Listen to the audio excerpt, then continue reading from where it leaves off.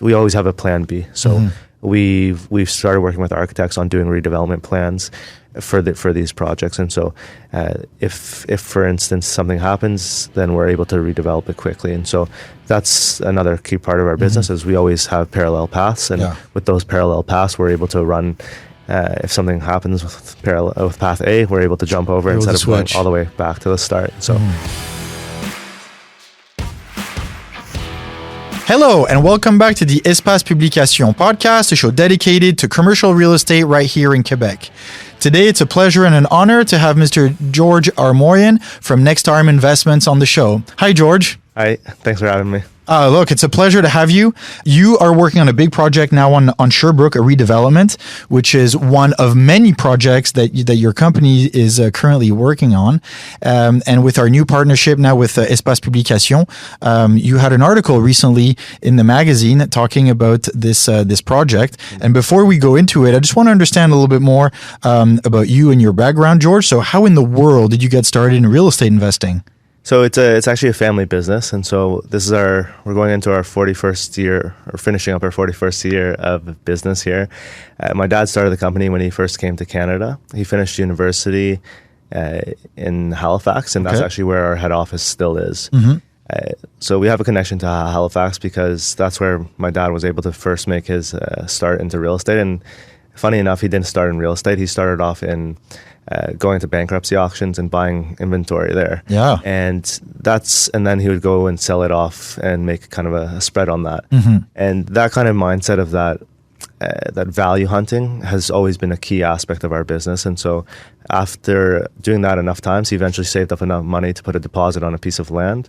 And with that, he was able to start our business, which was land development. And so with land development, he bought the raw land, serviced it. So he was able to buy a piece of land and get started with the land development? And then sell to home builders. Okay. And that's been a key, it's been a constant actually in our business where we do land development. Now we do it across Canada, and we also do it including Quebec, and then we also do it in the US as well. So we started off in Halifax, and our first big break was we actually won a government contract to build and operate schools in Nova Scotia. Wow. And so with those schools, it was a public-private program, and basically what happened is we won the contract, 13 schools, we operated them, and that's when we also got our first exposure to the public markets. And so that's still a big aspect of what we do, where we had to raise government-backed bonds. And so now that's also translated to investing in public markets, where we've done quite a bit of activist investing as well. And so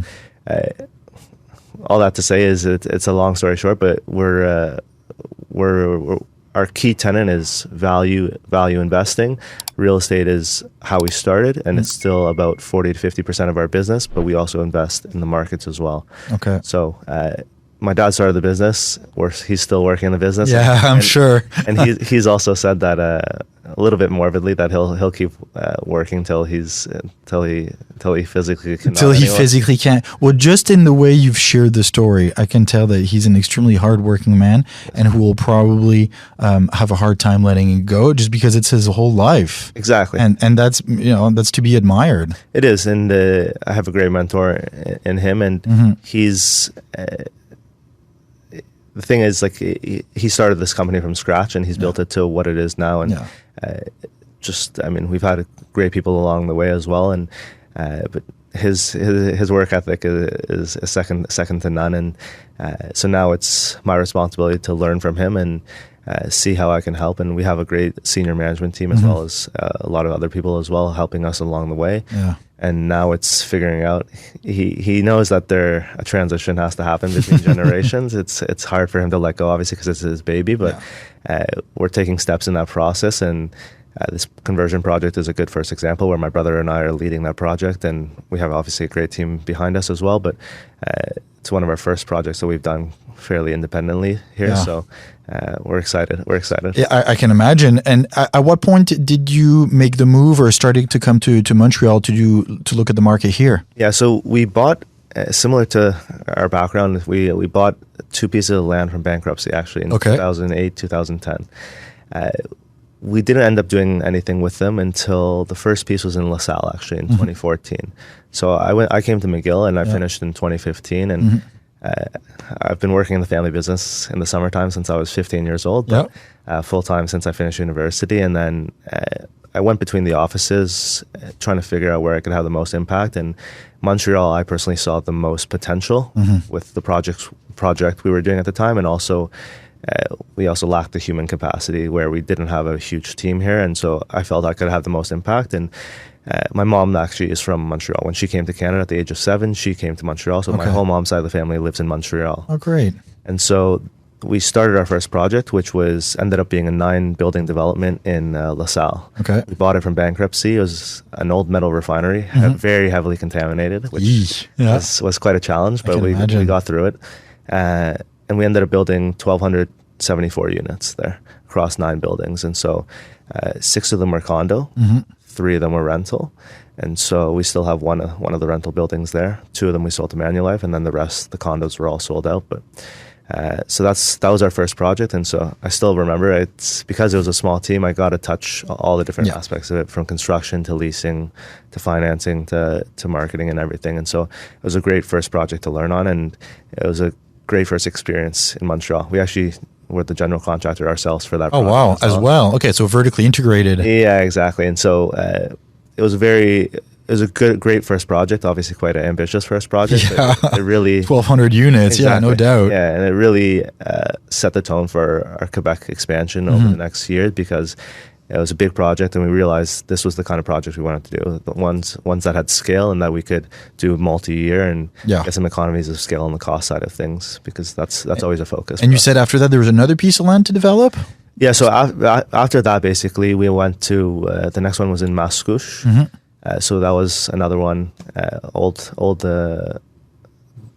fiberglass tank facility. Okay. So we did that. We convert in that one. We got the approvals, demolished that, and then the initial land that we got was actually in Saint-Jovite, so 7 minutes from Tremblant. Yeah. And we're in the process. The approvals there took a little bit longer than we would have wanted, but now we're in the process of building it. So we're going to have around 500 to 600 doors there. Oh, wow. All rental, actually. Okay. So a long-term rental. And the idea is that we want to have people who are locals there be able to live there. And so we're focused on affordability there and high-quality products there. For the local market. Exactly. Oh, that's great. And so from Mascouche, we went to our biggest project, actually, which is it's called Le Georges, right across from the Bell Center, which is a 732 unit apartment building, all rental. We took over from the previous developer who was having a bit of financial difficulty, and it was also during COVID, and we took over that project and righted the ship, so to say, and we delivered that start of last year, 2024. And we leased that up within a year, actually. So 700 units within a year. So wow. So it was an ambitious project, the largest one that we've ever done, and I believe the largest rental project in Montreal as well.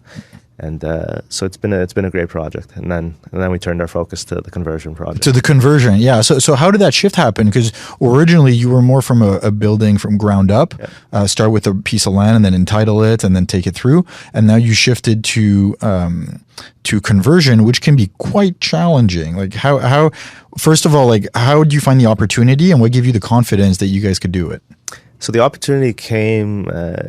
It was in 2021, end of 21. We toured the building. We saw the opportunity, and the location is second to none. The views in the building are incredible. And so we visited it with the family, the 4 of us, my brother, my dad, and my mom. All 4 of us work in the family. Nice. Yeah. And so we toured the property, and we said, this is an incredible opportunity. It's a legacy asset. Our style of... We're quite opportunistic in our investing, and so we're fortunate with our finances and everything, where our offers tend to be lower than what others might be offering, but we bring certainty of closing. Yeah, we'll bring an offer like 20 days close, no diligence, no financing conditions, but our price will be lower to compensate for the risk. We didn't make it to the second round initially of the bidding of that project, but then over the course of the next year, it went through the hands of a few other people, a bunch of the big names in town, and it didn't seem to make a lot of sense to people. And also, interest rates went up that year, where the hold cost of the project added to it, and there's just a lot of uncertainty around the project. But fortunately for us, certainty is where we tend to thrive. And when things have a little bit of hair on them, we don't mind rolling up our sleeves and getting dirty, and we don't mind taking that risk. Yeah. I think it's a key characteristic of our organization, where we see the value, and we don't mind taking that risk. We like to bet on ourselves, and so yeah. And so this was an office building, like it is, yeah, with an office layout. And now, how did you establish the vision for what you're going to do with it and reposition the asset? Yeah, so it's an office building from 1962. Actually, Wow. If you come and see the building, there's 2 places in the lobby where it's actually engraved in the granite that Jean Drapeau, who was the mayor at the time, he opened the building. Oh, wow. And so it's the inauguration of the building. Yeah.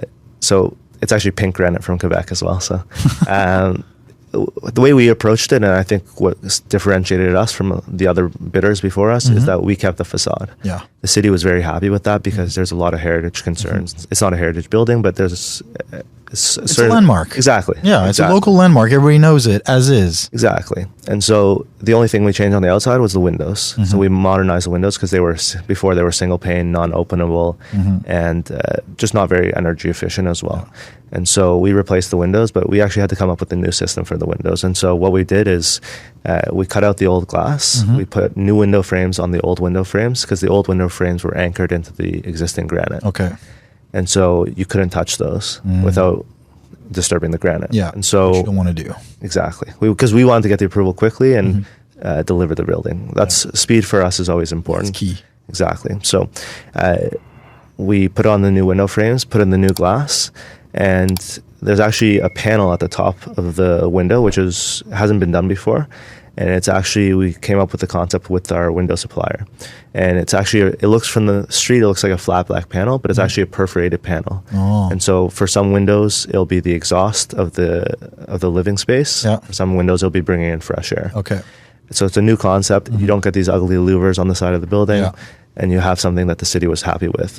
And that's why when we closed on the building, we got our demolition permit. We closed on the building end of June 2023. We got our demolition permit in September of 2024, same year. Yeah. And then we got our full construction permit in February 2024. Pretty quick. We got it quite quickly. Yeah. We were happy with the progress with the city, and they were happy because we were keeping the appearance of the building. Yeah. And so we just had people move in September of this year. So it's a pretty quick turnaround. But yeah, so that's what I would say. In terms of layouts, the building itself is quite ideal for a conversion. So before you explain why is it usually difficult to convert an office space into residential? I'd say a big part of it is the layout. Okay. So with that, office buildings, it really depends on the era that the office building was built. But in the 60s and from that era, they're built rectangular. So they're built similar to the shape of a new construction for an apartment building today. But once you go past the 60s and 70s, you get into these very square buildings.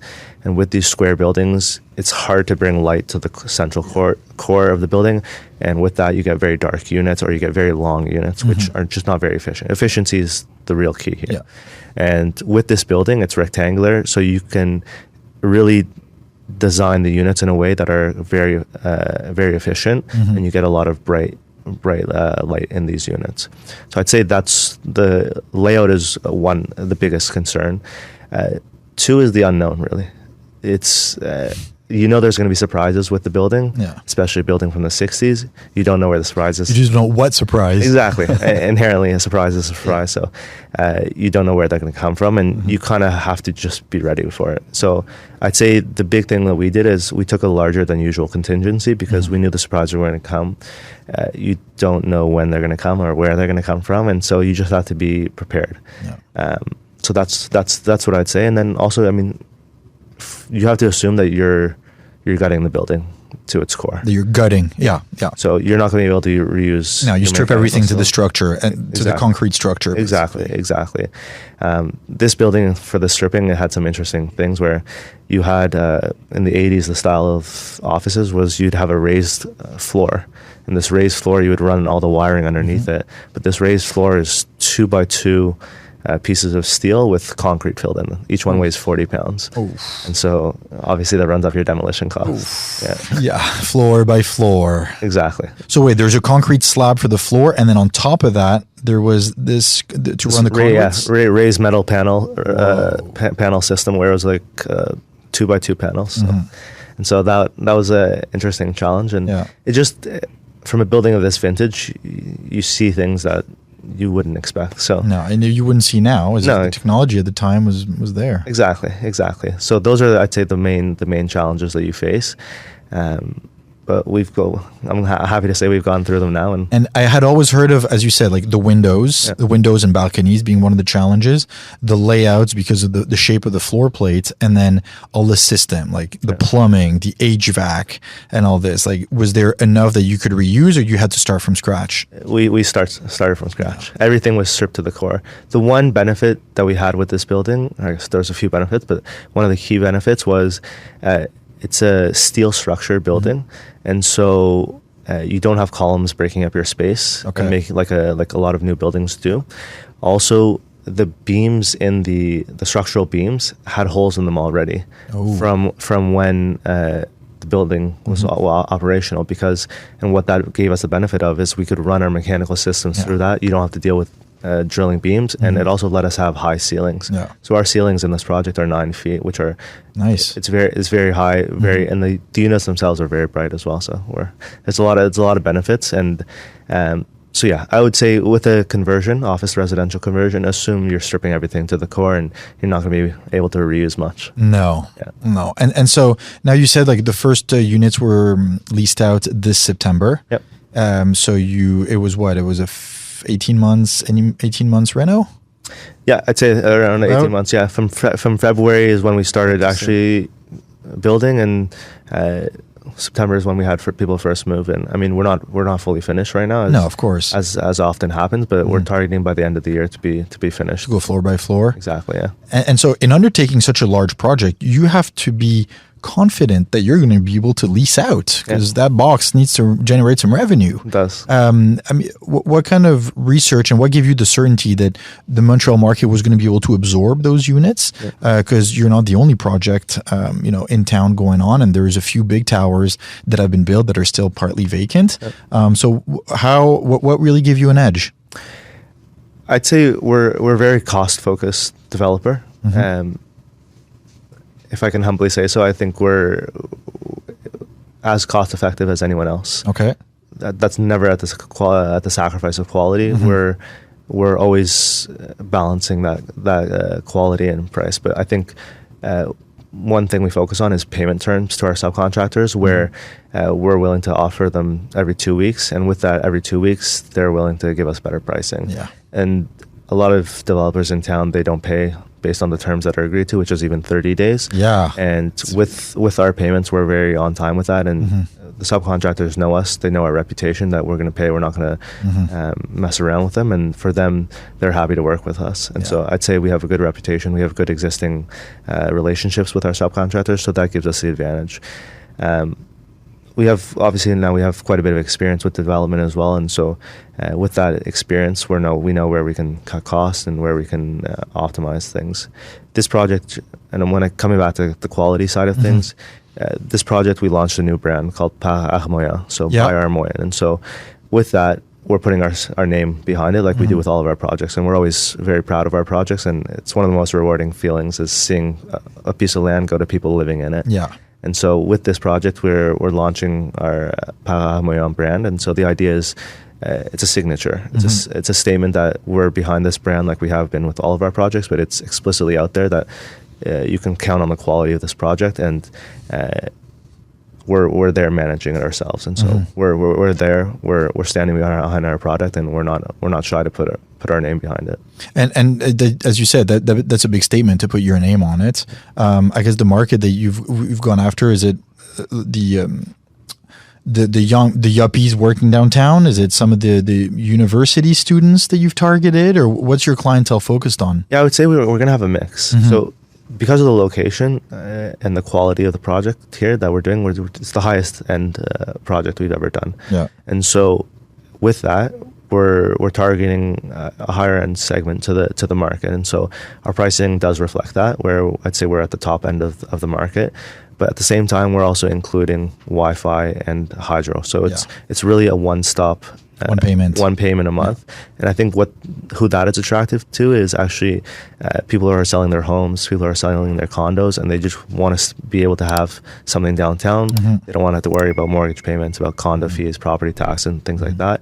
They have one payment. It's a very carefree way of living. And so we have quite a few people who are selling their homes, who want something downtown, a pied-à-terre maybe, or some people who might live in the country, but they want something downtown as well. We have quite a few consulate members from different consulates who are living in the building. And so obviously we will have some students as well because of the proximity to McGill and Concordia and everything like that. And then we have young working professionals as well. So it's quite diverse, but I'd say it does skew towards a more mature clientele. So that's what I would say in terms of who we're targeting and who we're getting right now. Yeah. As you were talking about this, I got thinking about what you said about speed and the speed of execution and getting projects. Now, we often hear of the difficulty that some projects like that have actually with the city. And I'm not here to bash on the city. We have to work with them. In some cases, we have great relationships, especially when it's a give and take. What do you think made the difference for you to be able to actually get permits that quickly? I'd say we went in, and I mean, it was myself and my brother. We had someone like a consultant working with us, and our architect as well. I mean, we went in, we met with the city. We said, I know everyone else who came before us who presented this project to you. They said that they had to change the facade. We said, we're keeping the facade, but we want to change the windows. We said, we're keeping the appearance of the building. We're modernizing it. We went from like a stainless steel look to a black window frame, which modernizes the building, but respects the heritage. And so they were very happy with that. And with that, they were quite eager to give us the approvals. And so the building sat empty before we bought it for 7 years. So oh wow, okay, so that starts to decay slowly, and it's also it's in your prime corridor for the city, and they want to see something happen there, and also they want to encourage redevelopments. And so they said, you know what, if they were, I mean, I have to give credit to them for this project. They realized that this building's been empty for 7 years. We want to encourage redevelopment. So we should work with this developer in getting this approval. And then we did our part where we kept the facade of the building. And so they were happy. It was a very seamless process overall. So that's what I would say. So they were good to work with on this one. Good. That's good to hear. It's nice to hear those very positive stories, because sometimes we hear of the difficult ones. Now, this project is obviously not completely finished and stabilized yet, but it's coming towards the end. Are you starting other redevelopment projects downtown? In Montreal right now, we're not looking at any. I mean, we're always looking. We're in the process of closing actually on another office property right now. It's not in downtown, but we'll be able to release that news soon. At the same time, though, we are across Canada, and in the US as well. And so we just closed on an office building in Kansas City, of all places. But, oh wow, okay. It's a great area, and so at the same time as well, we've recently gone quite heavily into Alberta. Okay. And so we've bought over 3.5 million square feet in the past 2 years. Oh wow! Okay, of office space, and it was all from institutions who were wanting to sell, and we were in the right place at the right time. We got very good pricing on it, but it came back to the same thing where we brought certainty of closing, and so we were able to close quickly, and we got good pricing for it, and so that's what I would say. I mean, We've invested quite heavily into office. There's also a public side to our business, and it used to be called Slate Office REIT. Now we've renamed it to Ravelin, and so we believe in office as well as doing redevelopments. So in the properties in Alberta, we're looking at. Honestly, all of them have started performing quite well. It's amazing once you start paying attention to them how well you can do on leasing. But at the same time, we always have a plan B. So we've started working with architects on doing redevelopment plans for these projects. And so if for instance something happens, then we're able to redevelop it quickly. And so that's another key part of our business is we always have parallel paths, and with those parallel paths we're able to run. If something happens with path A, we're able to jump over instead of going all the way back to the start. So in terms of Quebec conversions, not right now, but we're open. But Alberta, we're looking at some conversions right now. But just to understand, 3.5 million square feet in Alberta, in Calgary, I take? Calgary, mainly Calgary, and one in Edmonton. In Edmonton. That was office space that was leased and performing, or was it depressed and empty, and you wanted to take it to possibly reconvert? Like, what was the... It's a mix. Okay. So the best one we bought was class A plus, whatever you want. It was beautifully maintained. It was at 85% occupancy. Okay. Pretty good. Pretty good. The institution just wanted to get out of it, and we were there. But then at the same time, we bought another one, which was just closed on it actually. It was 60%. And we were losing another tenant. So it's both. So some of them are a bet on office, and we believe office is coming back. For a multitude of reasons. I can get into that if you want. But at the same time, some of them are for conversions, and some of them are, we'll see. Yeah. If leasing keeps going well, then we'll keep doing office. If we need to, we'll do the conversion. And so far, leasing has been really, really good. Thank you for sharing the story, because it reminds me of what you said at the very beginning about your father buying essentially depressed properties at the beginning, and it seems like it's been one of the very consistent acquisition method is to look at for assets that aren't performing well, but in which you see deep potential. 100%. That is that we're opportunistic investors, and so that's a key.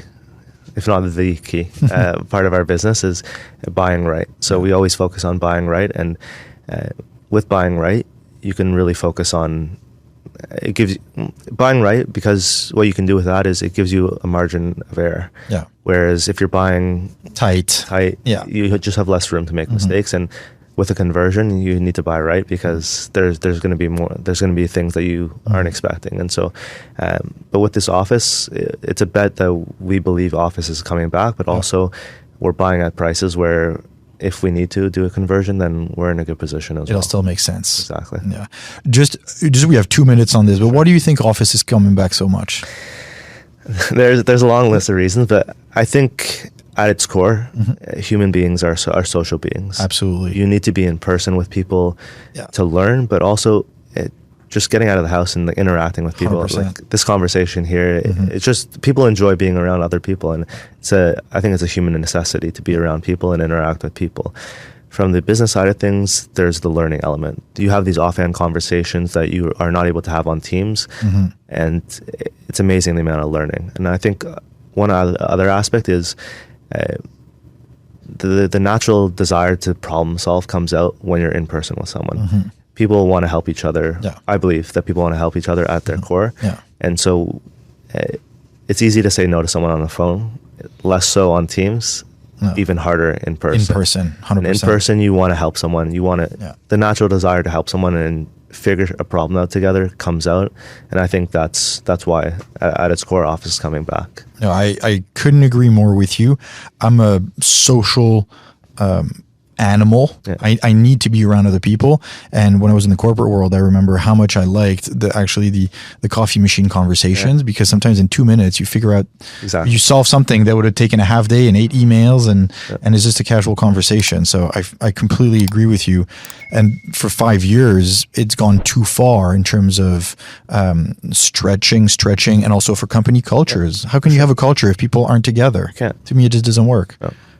So I bet whether it's in Calgary, in Montreal, Toronto, I agree with you that office is coming back. So now you mentioned so after Montreal, like now some acquisitions in Alberta, also in the US. You do have a whole division that focuses just on the US market.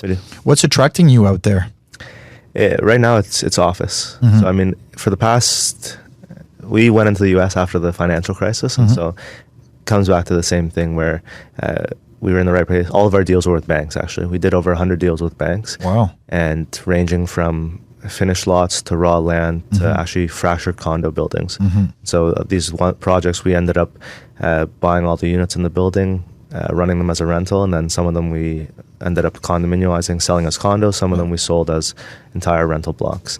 And then over the past few years, we've been focusing on the land development side of things, where we're doing our largest project we've ever done. It's in Atlanta. It's over 7,000 doors. It'll be 7,000 doors, and it'll be commercial as well. Wow! It's a land development play for us, and so we'll be selling to home builders. But you'll have some sound studios, some grocery stores, and so it's a whole master plan community. So, okay. And so you bought the greenfield, bought the land. We bought the land, and we've been doing getting the approvals for the past year and a half or so. Okay. And so we have a great team down in the U.S., and it's actually it's two guys who started with us. One straight out of university, one is a junior accountant, and now they run the division for us. And so we have a lot of good long-term people with us who have started at very different positions, and now they lead divisions for us. And so. But yeah, so we're doing that project now, and so we're excited about that. We just bought an office building, like I mentioned, in Kansas City, and what's the plan with this one? It's in a very good area. Okay, a lot of good businesses in the area. It's a fairly well off region as well, and so we put trust in our team, and we have some local people on the ground as well there who we're partnering with on the deal, and. It's to get our feet wet. I mean, we like the area, and we like the U.S. I think there's a lot of opportunity, and so again, it comes back to we believe in office, and if you can get it at the right price, I think it makes a lot of sense. Yeah. So what's in the books for the company for the next couple of years? Because now we've talked a lot about the projects. At the very beginning, you also mentioned the family background, a little bit of the transition. They're interesting, but not always easy moments. So what can we wish you for the next 3 to 5 years? It's a good question. I guess you'll have to come back in 3 to 5 years to share with us. I'd be happy to. Yeah. Happy to. It's because of the nature of our business, where we're opportunistic, and it's hard to say where the next opportunities will come from. Sometimes it's hard to plan, and I recognize that can be hard for people as well. But that's what also makes it interesting, where you never know where the next opportunity is coming from. If you'd asked us 5 years ago about investing in office, we have some office, but we thought we didn't see it as attractive. But now it's become quite attractive for us. And so for the next 3 to 5 years, I think a big part of it is going to be focusing on that transition, setting up the organization for that transition. And it's not going to be something that happens overnight. And so it's going to be something that it's gradual, because it's how we have to get to a point where my dad feels more comfortable, and then we also feel comfortable stepping into the roles as well. And it's not going to be, the organization's not going to be the same as what it is now. And I think it needs change, because it can't be reliant on one person like it is with my dad right now. And we've grown to a certain size that it doesn't make sense for one person. And so it's really setting up the organization in that way. And one of my projects I've done is interviewing people past and present about what makes us successful and where necessarily our weaknesses are. And so I spent time, kind of went through, interview people, and amalgamated everything. And our big focus is going to be on people going forward. And so how we structure the organization, and with that, our strengths became apparent. And so those strengths were what we've labeled as the Armoyan attributes now. And so it's something that we are trying to focus our whole business around. These are what have made us successful. As we become more structured, these are our central focus, but how do we become more structured through these central attributes, and how do we spread that through the whole organization and get everyone thinking the same way? Because that's how, in my view, and this is a little inside, I guess, to our family, is that's how we get my dad more comfortable with the transition. With the transition, because he sees people thinking like him, and so he says, "Okay, we've built that culture around this, around these attributes. I feel more comfortable, and so now pass on the reins." Exactly. Yeah. No, you're absolutely right. That's a great idea, to be able to replicate what he's done, like capture what is the essence of it, and then replicate it so that it kind of diffuses the. Because a little bit of the fear. It's normal. Exactly. Oh. He knows I'm competitive, and so I want to take what he's done and build it even bigger and better. And I think that the focus becomes around our people and setting up the organization for that future success and scalability. So, well, it seems like you guys already have a great legacy that is started, that is now going to be coming to a pivotal point. I wish you great success in it, and I'm serious in you having to come back in a few years. So let us know, give us some updates on some of those projects and how it's going at the helm. I look forward to it. George, it's been a pleasure to have you on. Thank you very much for your time and sharing your experience with us. Thank you for having me. And to all those who are listening, as usual, take notes, remember, research your market, and make some offers. Thank you very much, and I'll talk to you next week. Goodbye.